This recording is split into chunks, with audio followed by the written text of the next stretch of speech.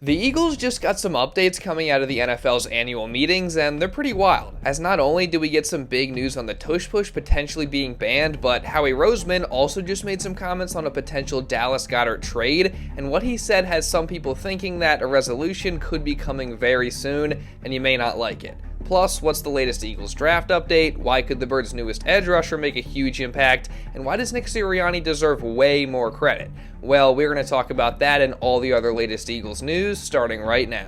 The NFL offseason may have hit a bit of a dead period, but even so, this coming week's actually going to be a pretty important one for the Birds and for the NFL in general, as this week marks the annual meeting between all 32 NFL teams, so we're going to get some pretty important news coming out of it, and in fact, we already did, as it was revealed this morning that the Eagles will be holding a joint practice with the Cleveland Browns this year in training camp, which that's not a shocker by any stretch of the imagination because it feels like this is nearly an every year thing at this point, so it'll be good to have another camp battle between these two teams. But in addition to that news, there's also plenty more that's going to be happening this week, as not only will Eagles fans get the chance to hear from Nick Sirianni, Howie Roseman, and Jeffrey Lurie, but this is also the week when the NFL will vote on any proposed rule changes, with that day specifically being Tuesday. So not only will we get word on any new rule changes, but it also means that we're finally going to get a verdict on whether the tush push is going to be banned or not. So let's start there, because we actually got a really interesting update on that in the form of an ESPN article by Kaylin Kaler, as she leads off by saying that there is in fact internal support within the NFL competition committee to ban the tush push. However, she also notes that the proposal by the Packers will be highly contested, while she also detailed a heated back and forth regarding the proposal Sunday, along with a side meeting in the hallway between Howie Roseman, Rams head coach Sean McVay, and Bills head coach Sean McDermott, who are both on the competition committee, where things apparently got animated. Which personally, I love that, because I can only imagine that Howie was just telling these guys to quit being so soft.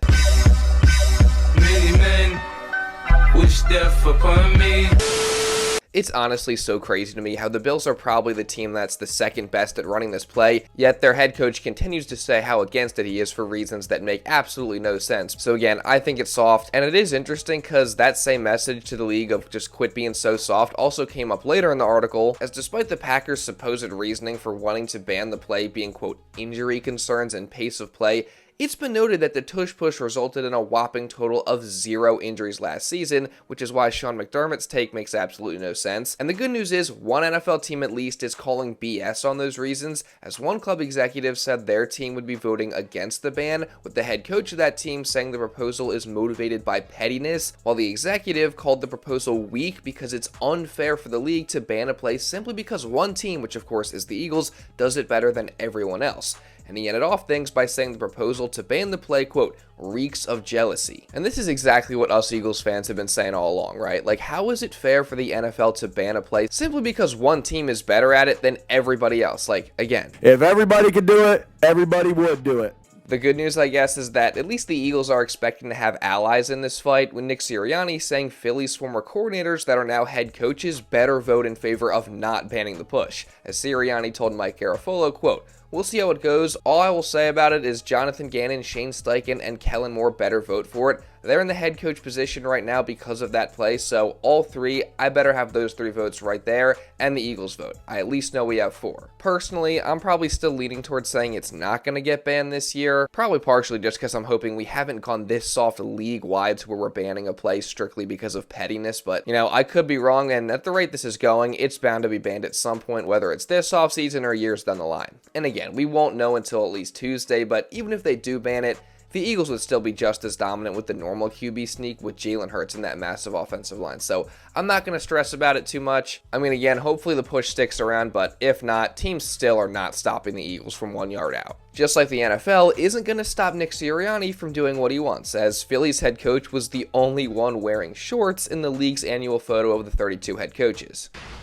Who cares? Yeah, you know what, fair enough, but I'm going to give my coach credit for doing what he wants. I mean, here this dude is front and center next to Andy Reid after beating him in the Super Bowl with shorts on and his hat between his feet. Like, the guy doesn't care, and I absolutely love it, so I'm going to give him credit, and that's something that writer Tommy Lawler of Eagles Blitz argued that Coach Sirianni hasn't gotten enough of after winning the Super Bowl, as he cited that while the players and assistant coaches were fantastic and the roster was probably the most talented in the league, Sirianni was the captain of it all, as he led this Eagles team that will go down as the best team in franchise history through the highs and through the lows, and at the end of the day, he kept them connected, he kept them focused, he kept them bought in, and ultimately, it paid off with a Super Bowl championship. I mean, you can see it here in this behind-the-scenes footage throughout the season that Sirianni always had the right message to keep this team locked in, no matter how things were going. Who are we? What's our identity? Everybody's role is different, but everybody's role is important. We can't be great without the greatness of others. I think first and foremost, I have no questions of how tough we are. Physically, mentally, and relentless effort. It's on the tape every single day. This is who we are at our core. So you got to be fucking hungry and you got to be humble, right? Because we ain't there in tackling and we ain't there in some catch things, right? So we got to make sure that we are honest with ourselves and we fucking attack this thing. So now we're getting praised. Put your fucking head down and work, because there's nothing like the work. Treat praise like perfume. Smell it, sniff it, whatever you got to do with it, don't drink it. And with great talent and with great coaches and with great physicality and with great detail, you can win a lot of games.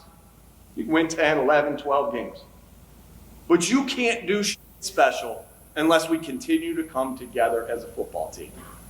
I ain't into winning 10, 11, 12 games. We've been done that here. We've done that there. I want to do special shit. And you can't do special shit alone. There ain't nothing new. There's nothing new that I'm going to say. You know what time it is.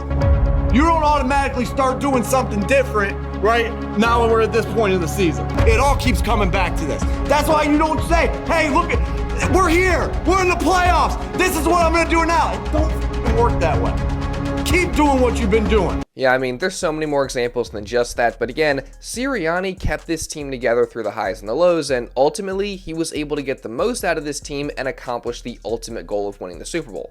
And that's another point that Lawler made in his article, as he pointed out how some of the league's other top coaches that get a lot of praise, like Kyle Shanahan, Sean McDermott, John Harbaugh, and Mike Tomlin, have won a lot of games over the years, but what they haven't done is get it done when it matters the most in the playoffs and the Super Bowl.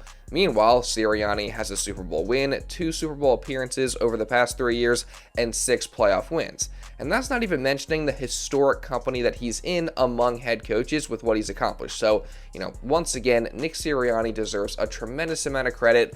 I certainly said some things about him after last season and early this season that were dead wrong, and he's no doubt one of the best head coaches in the league, and he's gonna get paid like one pretty soon with a big contract extension. Someone who I don't foresee a big extension for, though, is Dallas Goedert, as of course Philly's star tight end is potentially on the trade block with him having just 1 year and no guaranteed money left on his deal. Well, the Birds are also trying to save money, and trading Goedert would do that. So, safe to say, there's been a lot of trade rumors involving Goedert over the past several weeks, with one of the most recent ones coming from Ian Valentino of the 33rd team, as he suggested that the LA Chargers could acquire Goedert by sending a 5th and 6th round pick to Philly. Now, I don't know about you guys, but if this is the value that the Eagles are going to get for Goedert in a trade, that just makes me want to keep him even more. I mean, look, I get it. Goedert's 30, he's injury prone, and the Eagles are trying to open up cap space for the next few years to pay all their young stars, so they can't eat this $24 million cap hit in 2026 if they just let Goedert's contract expire. It's just that when healthy, Goedert is easily one of the best tight ends in football. He's a crucial part of the Birds' pass and run games, and with the Eagles trying to repeat as Super Bowl champions next season, having Goedert around would really help that. Likely more so than whoever they would get with those 5th and 6th round picks. Now, there is another proposed trade out there from NFL Trade Rumors that would send Goedert to the Chiefs for a 4th round pick, which is a bit better value, I guess, but still, my previous point I think still stands that Goedert's more important than whatever they would get from that 4th round pick. And also, I'm not sending Goedert to the Chiefs, so I've said it multiple times and I'll say it again, I'm just really hoping that the Eagles and Goedert can do something like a 1-year restructure to lower the cap hit and just keep him in Philly for 1 more year, but we'll see what happens, and I'm curious to know your guys' thoughts on this. Would you be interested in either of these proposed trades for Goedert? Do you want to keep him? Again, let me know all your thoughts down in the comments below. Speaking of the whole Goedert situation though, Howie Roseman actually got to speak on that today with the meetings going on, and his comments were pretty interesting, as he said, quote, "There's no update. Obviously, Dallas has been a tremendous player in person for us. We have tremendous respect for him, and in both those regards as a player and in person. The opportunities that we got in free agency with Harrison Bryant and Kylan Granson were just opportunities that we felt were good for our football team, and I know certainly Dallas is a unique player, so really, that's kind of where we stand. So nothing too crazy there, but I think reading between the lines and also analyzing some of the other things he said, again, it's actually pretty interesting. I mean, obviously, for one, they love Goedert, and as Mike Garafolo said, I don't think they necessarily want to move on from him, but at the same time, they may have to if they can't agree on a new deal, because again, the Birds are trying to save money so that they can pay their young core. And Howie even confirmed this today when explaining the CJ Gardner-Johnson trade, as while he said CJ was really good for them and they like him as a player, he also noted that the Eagles have 8 starters on their team that were drafted from 2022 to 2024, none of which are on long-term deals, and they want to be able to keep those guys around. So again, to do that may requiring moving off of guys like a CJ Gardner-Johnson or a Dallas Goedert. And what makes this even more interesting is that, as Anthony DeBona pointed out, if you compare what Howie said about Goedert this year to what he said about Hassan Reddick at the owners' meetings last year,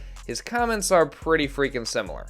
And combine that with the fact that the Reddick situation was resolved just 2 days after the owners' meetings last year with his trade to the Jets, and it seems like there's actually a pretty decent chance that a resolution on Goedert could happen very soon. So again, I'm hoping for a 1-year restructure, but a trade is very much possible, so we'll see what happens. But again, it looks like a resolution could be coming soon, so keep your eye out for that. Moving on though, we have some news on the Eagles draft front, as on Friday, another one of the Birds' top 30 visits was reported in UCLA edge rusher Femi Oladejo. And I gotta say, out of all the prospects the Eagles have reportedly met with, he's probably one of the more interesting ones, as a la Jalix Hunt or Zach Bond, he's a guy who switched positions last year, going from off-ball linebacker to edge rusher, and he greatly benefited from it, as he put up 4.5 sacks and 13.5 tackles for loss in his lone season at the position, while showcasing an exciting skill set as a pass rusher and playing with a relentless motor that's super valuable. Plus, he's got great versatility and the ability to drop into coverage, which would allow him to fit right into Vic Fangio's defense. And again, just having switched positions, he's still very much a work in progress, but the potential is clearly there. So, as a late day 2 or day 3 pick, it would definitely make sense for the Eagles to maybe take a flyer on him and see if they could develop him into a productive NFL pass rusher. Speaking of pass rushers though, one guy that I'm super excited about is Azeez Ojulari, who of course the Eagles just signed to a 1-year, $4 million deal in what I think is my favorite signing of free agency. As if the guy can just stay healthy, I think he can be a really, really good edge rusher that maybe puts up 8, 9, maybe even 10 sacks for this Eagles defense on the way to a career season. And Jason Kelsey seems to be pretty high on him too, as he just said this about Ojulari in his appearance on WIP radio last week. He's a dynamic player, can kind of do a little bit of everything. And what I mean by that is, especially when I played him, when Wink was still the defensive coordinator up in New York, they would utilize him in a lot of different ways of standing up and dropping out. And he was a number that we had in our mind of like, hey, this guy isn't just a guaranteed going to line up here and rush on third down. Like he could do some unique things. Yep. So he's got that type of body type where he's kind of a jack that you can do a bunch with. And I don't know what they plan on doing with him. Obviously he's going to play defensive end, the vast majority, and just rush the passer and do that job. And, you know, if their defense is as good as last year, that might be the only thing he did, because in the Super Bowl, all they did was rush 4 people and never blitz. So it'll be interesting to see how they utilize him. And, you know, I think he's not as undersized as like a Nolan Smith was, but he kind of fits like an outside linebacker mold, kind of also big enough to play defensive end at the same time. Ojulari's versatility certainly provides value and makes him an exciting chess piece to add to Vic Fangio's defense, and I'm sure they'll get creative with how they use him, but again, I really do just think that he has a ton of potential and talent as a pass rusher, and if he can just simply stay healthy, then he could have a breakout season in Philly. So I'm going to be excited to see how he looks during the offseason training period, OTAs, training camp, and that goes for all the Eagles' other new additions as well. Speaking of which, you guys know that I'm going to be covering that just as well as all the other Eagles news this entire offseason. So if you don't want to miss any of that, then make sure you subscribe and turn on notifications. That way you're notified instantly when I upload a video or go live. And also, while you're at it, make sure you drop a like to show some support as well, because it really does help me out a ton. Let's see if we can get to at least 600 likes today. And also, leave a comment down below regarding anything that I talked about in this video. Do you think the tush push is going to get banned? Do you think a Dallas Goedert trade is maybe coming soon? Again, give me all your thoughts down in the comments. And also, if you want to watch another Eagles video, you can check this one out right here. And now with all that being said, that's pretty much all I got for this one, guys. So thank you all so much for watching, and I'll see you in the next video.